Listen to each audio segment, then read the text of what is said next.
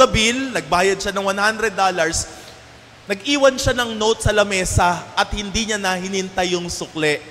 Pagbalik ng waitress, nakita niya, wala na doon at may note, keep the change doon sa $100. And this is also an extra. Someone has told me to pay this forward to someone who I think in need. So, kinuha ng babae yon at tuwan-tuwa yung babae. Yung babae umuwi sa kanilang bahay.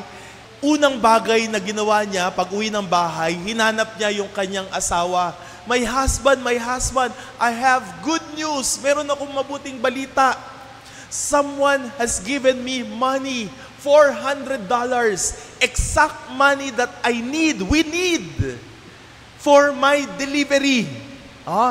Ito yung pera na hinihintay natin. At sabi ng babae, I'm sure God is looking at us. Heaven is providing for us. We love our God. And I love you also, my husband, George Anderson. Nagets niyo yung storya? Si George Anderson na tumulong doon sa matandang babae ay asawa pala ng waitress na tinulungan ng matandang babaeng naflatan.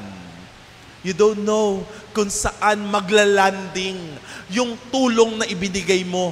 Baka pinaraan lang sa ibang tao at yun ay babalik din sa'yo. At the end, hindi ka nawawalan, hindi ka nalulugi. They are not taking advantage of you, but you are taking advantage of the situation to do good. As a Christian, lahat yan nakikita ng Diyos. And God will surely return the favor on you. If not here in this world, we are certain that He will return the favor on the next life. Amen? Palakpakan po natin ang Panginoon.